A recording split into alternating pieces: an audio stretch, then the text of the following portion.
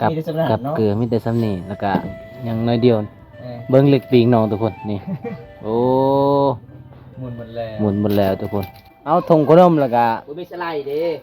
แม่นบ่มีสไลด์เลย สได์บ่มีเอาธงพนมมา เอาธงขนมเศษขนมแล้วก็มาล้างแม่แท้ๆของเจ้าก็เสียแล้วอ๋อตอนนี้แม่เจ้าเสียก็เจ้าซ้ำได้บ่ซ้ำน้องเจ้านี่บ่จื้อซ้ำอ๋อแต่ตอนนี้อายุของน้อง15ปีบ่อ๋อ15ปีน้องก็อยากได้ผัวบ่น้อง อยากได้ คันมีคนมักอยากได้บ่อ๋อสมมุติว่าอีพ่ออีแม่เจ้าบ่ให้เอานี่เจ้าก็สิเอาสิเอาบ่อ๋อ ตัวค่าดองเจ้าจักล้านก็15ล้านอ๋อ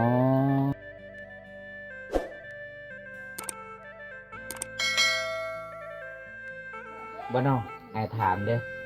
เจ้าไม่มี2คนบ่เป็นแม่ผู้ที่หนึ่งไปไส เสีย เสียแล้ว เสียแล้ว ก็คือไอ้แม่ของน้องแท้ๆบ่ได้ลูกไอ้แม่ผู้ที่หนึ่งคือได้ลูกจักคนเนาะ สอง 2 คนไอ้แม่เพิ่นมีคนมักไอ้เนาะ ก็เลยมาเป็นแม่ใหม่อีกทุกคนเลย อีพ่อเพิ่นมาในแม่เพิ่น ก็เลยมีแม่ใหม่อีกทุกคนเลย โอ้ยพี่น้องเลยคันน้องบ่ได้เว้าเฮาบ่ฮู้จักเนาะ โดย ว่าตอนนั้นเป็นลูกกำพร้า แม่นแสดงว่าแม่เจ้านี่ก็แม่ผู้ที่สองเนาะแม่แท้ๆของเจ้าก็เสียแล้ว เสียแล้ว อ๋อตอนนี้แม่เจ้าเสียก็เจ้าซ้ำได้บ่ซ้ำน้องเจ้านี่นะบ่จื้อซ้ำอ๋อทุกคนเลยหน้าแม่เจ้าก็บ่จื้อเลยอ่าดนแล้วบ่น้องอีพอเว้าสู่ฟังอยู่บ่ โดน ดนแล้วได้ว่า10 ปี โอ้โหเลย อ๋อยังก็บ่ฮู้เลยทุกคน ตอนนี้15 ปีเลยเนาะตอนนี้เนาะ 15 ปี แล้ แล้ว ว เป็นสาวแล้วพี่น้อง อ๋อน่าสงสารหลายทุกคน อีเมเจ้าก็แพงอยู่บ่แพงอยู่เนาะ เราบ่ได้หายเจ้าบ่เคยบ่อีเมหายเจ้า เคย เคย เคยอยู่เนาะ จะเฮ็ดผิดหยังก็แม่คือหาย ไปดินกลางคืนบ่ส่วนหลายหมู่บ้านเฮามักไปดินน้ำหมูน้ำคูเนาะบ่อนใดหมู่หลายๆคนก็จะมักไปดินบ่คือแบบในเมืองก็เขาเจ้าบ่ได้สู่ลินน้ำกันเด้ส่วนหลายเขาเจ้าไปโรงเรียนโลด เยือนจะบ่มีไฟฟ้าปะ นี่ มีไฟฟ้าต่อน้ำเขาปะอ๋อทุกคนเลยเพื่อนน้องเบิ้งนี่พี่น้องมีแต่ทรายต่ออยู่เฮือนเขาเจ้า แม่นต่อมาที่เฮือนเขาทุกคนนี่ เห็บ่ไฟฟ้ากับบ่มีพี่น้องเลย เฮือนที่เจ้าต่อนี่เป็นเฮือนพี่น้องบ่ ตา ป้า เป็นเฮือนป้า อืม น้ำนี่เด้น้ำประปาบ่ น้ำประปานี่ อ๋อพี่น้องใคร น้ำประปานี่ก็เขาเอาเข้าให้บ่อืมแต่ว่าแต่ละเดือนนี่ต้องได้เสียเนาะบ่ได้เสียบ่ เสีย เดือนหนึงเท่าใด 2 เส้น 200,000โอ้แพงเนาะ เดือนหนึง แสดงว่า 200,000 ใส่น้ำลายเลย เวลาเป่งก็เป่งจ๊อกจักเลยบ่ โอ้ชุมพอเปลืองทุกคนเลย เดือนละ200,000 เออเดี๋ยวเราเขียนเซนบอสกะใส่บุเพนเด้ แม่นใส่บ่เป็น เวลาอยากได้น้ำก็เอาเป่งเป่งเลยแหละให้มันเต็มไว จวดแล้วเนาะ เออ แต่ละเดือนน่ะบ่ได้เสียเงินเสียค่าน้ำประปาให้เจ้า อีพ่อบอกหาเงิน พ่อ เจ้าก็เคยไปหากันบ่เงินบ่ เคยอยู่บ่น้อง เคยไปหาน้ำไม้มาค่าย อืม อ๋อเอา ปลา ปิ้งปลาเนาะปิ้งเอาได้น้องเลย วิ่งเอาได้ เออเจ้าสิต้มหรือว่าสิแกงนี่โอ้ยปลานี่บ่แซ่ มัน บ ขาวเนาะ มันขาวแฮง ถ้าว่ามีมักเล่นได้อยู่เฮ็ดได้อยู่ บ้านเจ้าน่ะไปเพิ่นว่าปลาหยังเนี่ยน่ะ อากา อากาหยัง ปะเทอ ปลาทู กาแต่ปลาทูโอ้มีสมบูรณ์เป็นชื่อ อากาได้ว่าปลาทู ทำอะไรกิน จะเห็นอย่างกิน เอามา หน่อไม้ตอนนี้เด้จะเห็นหยัง ปลา ป้าเออ ปิงได้ว่าจังได๋ปิงน่ะปิง เด้ปิ้งปลาอัง อัง อังอากาบ่ เออปิงป่าอังอากาทุกคนมันคล้ายๆกันน่ะพี่น้องภาษาเอ้าแล้ว เอา ไป เอาไปปิ้งบัดนี้ แต่ว่า นี่ก็จะเป็นเกลือทุกคน เกลือเนาะ กับ มีแต่สำนัก กับ เนาะ เกลือมีแต่ซ้ำนี่แล้วก็ยังน้อยเดียว เออ เบิ้งเล็กปิงน้องทุกคนนี่ โอ้ หมุนหมดแล้ว หมุนหมดแล้วทุกคน เอาวันนี้แม่น้องก็สปิงป่าแล้วทุกคนเลย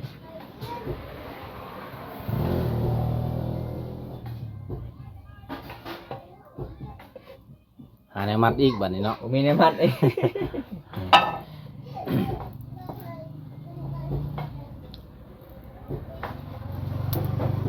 มีย่างน่ะสายบ่เล็กมีย่างย่างกระติ้ว เสือก ให้น้องมันไปมัดเองได้ไหม โอ้ย ใส่มัดบ่มีบ่เอาล่ะเดินหนังตามมัน đợi kìa là kìa còn lại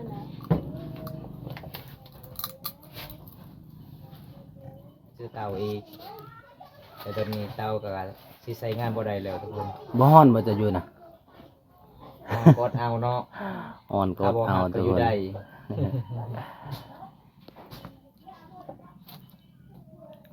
FC คนหนึงบอกว่าเบาเท่า60 ปีน้องมักบ่ มา มักเด้อ มักเอ้ยจ้า60 ปีก็มัก 50 60 ปีเจ้าก็มักเนาะ แต่คาดอง15 ล้าน ก็ดอกเจ้าสิมา อย่าลืม15 ล้า ล้าน น เด้อทุกคน น้องมีแม่2 คนแม่แท้ๆก็จากไปแล้ว อันนี้เป็นแม่ผู้ที่2ได้ยินอยู่บ่สาวไป FC เว้าว่า15 ล้านนี่แต่งเมื่อถ่ายได้บ่หรือว่าแต่งสู่น้องฮู้บ่แต่งสู่คันสมมุติว่าคัน15 ล้านนี่น้องเมื่อประเทศไทยได้บ่ ได้ คันสมมุติว่าไปอยากเมื่อประเทศไทยให้อยู่นี่ได้บ่ได้เบิด อยู่ได้บ่อยู่เฮือนน้องน่ะอยู่ได้บ่ ต้องเฮ็ดขึ้นใหม่เนาะถ้าหากกันต้องเฮ็ดขึ้นใหม่เนาะ เฮ็ดเฮือนใหม่เลยว่าบ่เฮ็ด เฮ็ดให้ เราทำกันบ่ได้เนาะจุดนี้เนาะขลำมันผิดเหตุพี่น้องอยู่ได้เด้อประเทศไทยเด้อน้องว่าอยู่ได้ มาเบิ่งทุกคน หลังจากน้องปีงแล้วบ่สุก จะจีงเนาะจีงเนาะ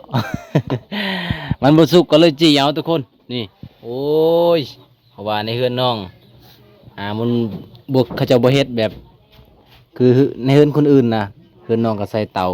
ปกติต้องใส่ถ่านทุกคน อันนี้เผาเอา เป็นตะกินอยู่บ่ทุกคนบ่น้องไป ตอนนี้อายุของน้อง15 ปีบ่อ๋อ15 ปีน้องก็อยากได้ผัวบ่น้อง อยากได้ คันมีคนหมักอยากได้บ่อ๋อสมมุติว่าอีพ่ออีแม่เจ้าบ่ให้เอานี่เจ้าก็สิเอา สิเอา สิเอาบ่อ๋อ ทุกคนเลยค่าดองเจ้าจักล้านก็ 15 ล้านอ๋ออีพ่ออีแม่เจ้าบ่ให้เอาเจ้าก็เอาอ๋อก็คือแถวหมู่บ้านชุน้องนี่คันสิเอาผัวนี่ไปอยู่เฮือนผัวบ่สมมุติว่าผู้บ่าวสิไปอยู่เฮือนเจ้านี่ได้คือกันบ่บ่ได้ ก็คือค่าดอง15 ล้านก็ไปอยู่เฮือนผัวเลยเนาะอ๋อทุกคนเลยถ้าว่าไอ้พ่อไอ้แม่สิให้ก็เอาเนาะ ฝั่งลาวฝั่งไทยก็เอาได้หมดอ๋อบ่ติเนาะก็เพียงแต่เขาฮักเดียวใจเดียวฮักเจ้าแล้วก็คือฮักเลยเนาะ เอาทุกคนเลยมื้อนี้ก็น้องจีอีกบัดนี้เลยหลังจากปิ้งแล้วบ่สุกมาจีอีกบัดนี้ จีแล้วบ่สุกเผาอีก สุกแล้วบ่เอาไป สุดแล้ว สุกแล้วเนาะปิ้งบ่สุกจีเอาทุกคน บ่สุกกดเอา บ่มีถ้วยบ่อ๋อทุกคนเลยมีแต่ถ้วยใส่เจลเนาะ ใช่ไหมบวงเจ้า น้องบ่ได้มี ซอย ถ้ว น้ ย อง ทุกคนแม่นซอย น้ น้ อ อง ง เมื่อยดังไฟซ่องเถื่อนทุกคนเลย 2เทื่อแล้วก็บ่ติดเนาะ บ่ติดเลย ต้องมาดังสวยเฮ็ดสวยทุกคน เพราะว่าเฮือนน้องบ่มีประตูเด้ แม่บ่มีประตูทางไหนทางนี้บ่โอ้ ลมมันมาตลอด ตอนนี้ทุกคนลมมาแต่กุมะพร้าว พี่โยมจดจ้ะ นี่เหรอ บ่ได้ใส่พริกนัว บ่ได้ใช้พริกหนัว เป็นลายใช้พริกหนัวอยู่นี่บ่พริกหนัวประมาณสำเนียงทุกคนเลย สำนีเลยเนาะ แต่บ่ได้ใจดีก็อย่าลืมอยู่ซอยน้องนี่เด้อทุกคนเลย แม่น จนในลีเด้พี่น้องยอมรับ ยอมรับ จนในลีบ่แม่นเฮาสร้างคอนเทนต์เด้อทุกคนเลย บ่ แต่ แม่น ละคนเฮาไปเยี่ยมไปยามมันบ่คือน้องเลยเนาะ แม่นแต่ว่าเฮามาหาน้องครั้งแรกเนาะ ครั้งแรก แต่ว่าน้องก็บ่ได้อายกองทุกคนเว้าแบบเป็นกันเองโลด คุณบ่สิหมดเฮ็ดเหี้ยอีกเดี๋ยวจะได้ให้บ่บอกซื้อให้น้องอีก เนาะ ซื้อจากทงหนึงเนาะสำนีเลยบ่น้องเป็นนัวจ้ะนะ ซั่นนี่เด้อ สำนีเลย เอ้า โอ้ อันนี้คือเกลือเนาะ เกลือ เกลือเอ้ยพี่น้องเอ้ยสับนี้อันนี้คือปลาแดกบ้านเฮา อ้าวมื้อนี้บุญตามาสวยน้องทุกคน น้ำปลาบ่มีเนาะ น้ำปลาบ่มีเลยเนาะ ใส่น้ำเปล่าเลย เคยใส่บนน้ำปลานะบ่เคย บ่เคยกินน้ำปลา บ่เคยกินเลยอ๋อทุกคนเลยก็คือน้องบ่มีอีหยังเลยก็ตรงนั้นได้ปลาแดกป่ะหึอ๋อปลาแดกเฮ็ดเองปลาแดกหยังปลาแดกหยังวะปลาอ๋อปลาแดกปลา ใช่ปลาแดก เด้ อันนี้ปลาแดกของแท้นี่น้ำมาชม ไม่สมอ่ะ อืม เอาทุกคนตอนนี้ก็สิได้กินข้าวก่อน อืม กินข้าวกินน้ำเพราะว่าเฮาเดินทางมาไกลทุกคนหิวข้าวตอนนี้ก็ ใส่กระ บ่าย ตุก โมง ไหม แล้ว1 โมงแล้ว โตะบ่มี นะเจ๊กระตรงนังนะ สับแม่ก็บ่ โอ้อันนี้น่าจะเกินว่าสิช่วยเข้าทุกคนเอามวยเนี่ยก็มาช่วยเข้านี่เบิ่งเพิ่นกลัวของน้องพังมาแล้วทุกคนน่าสงสารหลายผู้ใดใจดีก็ช่วยสนับสนุนน้องทุกคนเพราะว่าบ่วงยังว่าบ่มีช่อง YouTube ก็ยังบ่ได้ผ่านทุกคนก็สิช่วยน้องจังใดมีแต่มาให้ FC มาเบิ่งนี่แหละทุกคนเลยยังกันนะสบู่หึอ๋อเอาอันนั้นมันยังเกาะเคินวะ ลืมแล้วตัวนึง เก่าอันเด้อ นี่น้องเอายังเกาะ เนี่ยขน ข ม นมบ่ทุ่งขนมบ่ ขนมโอ้ยต้องขนม โอ้ทุกคนเลยเอาทงขนมแล้วก็ บ่มีสไลด์เด้ แม่นบ่มีสลายเลย ชาติบ่มีเอาทงขนมมา เอาทงขนมเศษขนมแล้วก็มาล้างถ้วยมาล้างบ่วงทุกคน ชีวิตคนเฮาบ่คือกันทุกคนโอ้ยมาเฮือนน้องน่าสงสารหลายถ้วยก็ประมาณซ้ำนี่แหละเฮ็ดกินทำเวลาแขกคนมาหลายๆคนก็คือสิแม่นไปยืมเฮือนเขาเนาะล้างแบบบ่ได้ใส่สไลด์เลยทุกคนเลย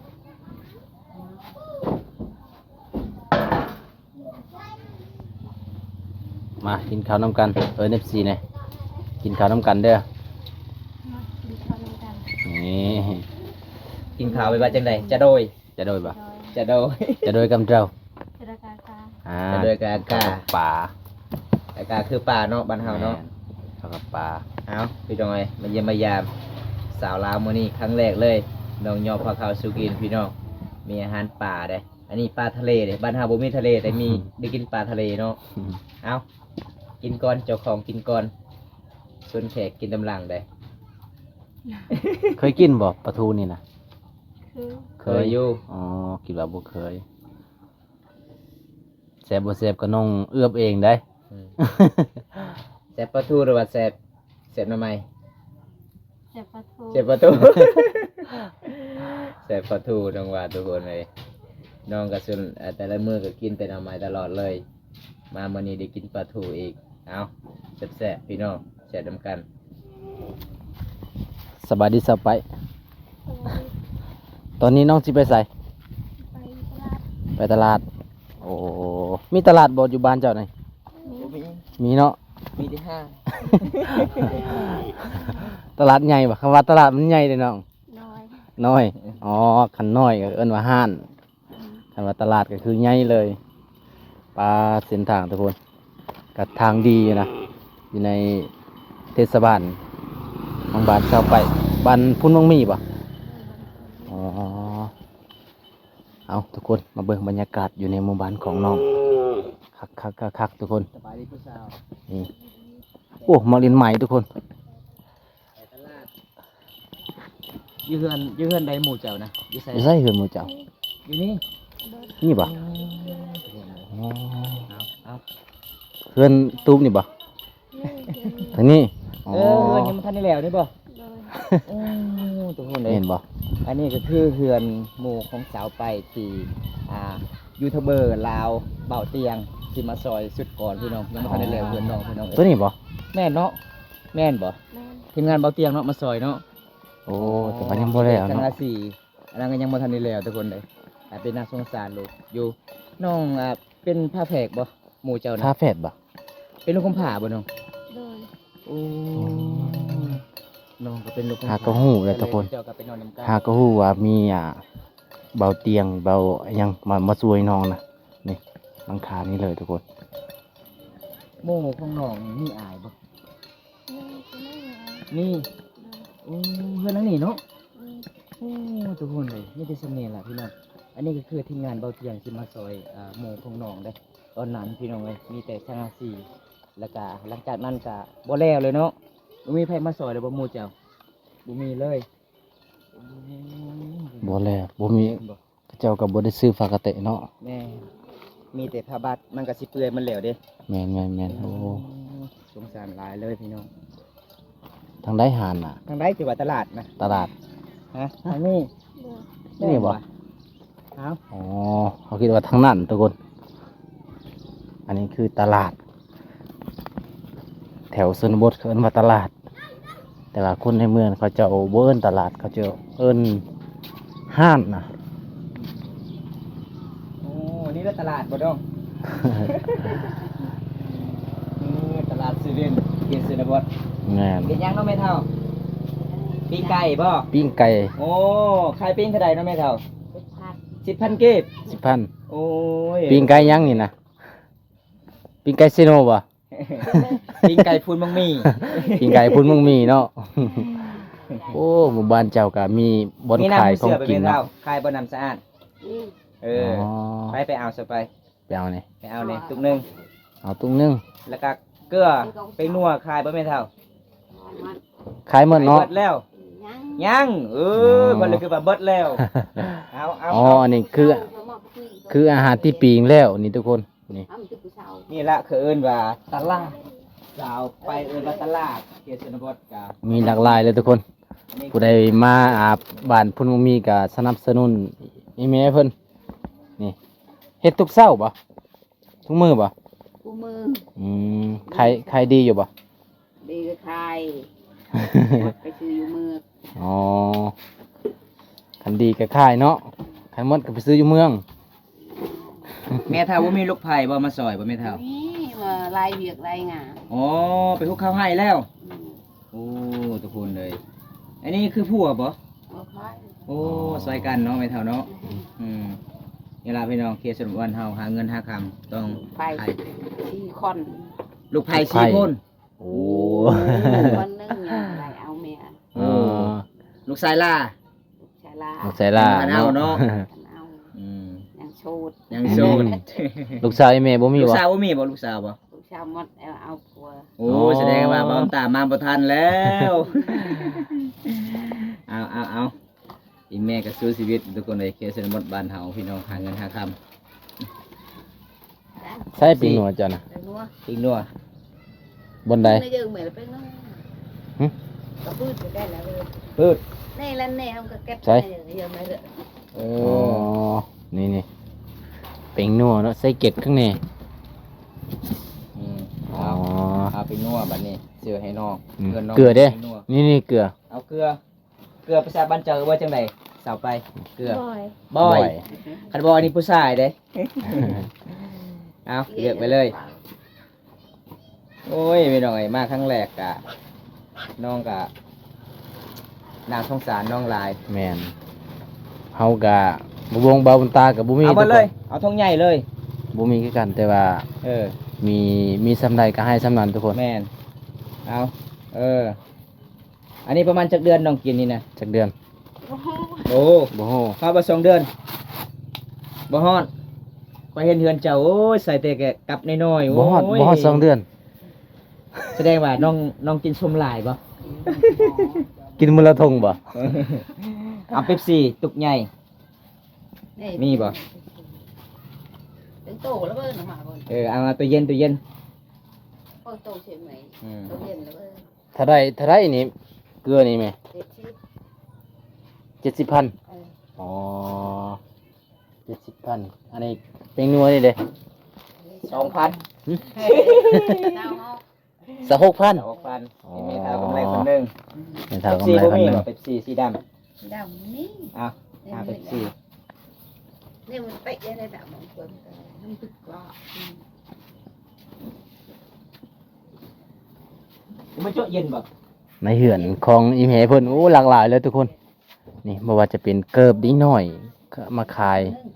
หลายอย่างแต่ว่าห่านมันเป็นน้อยๆห่านน้อย เดี๋ยวจะตั้งตึงนี่ ๆมีหยังสัตว์ป่าบ่มีห่านบ่ โอ้จีล่อ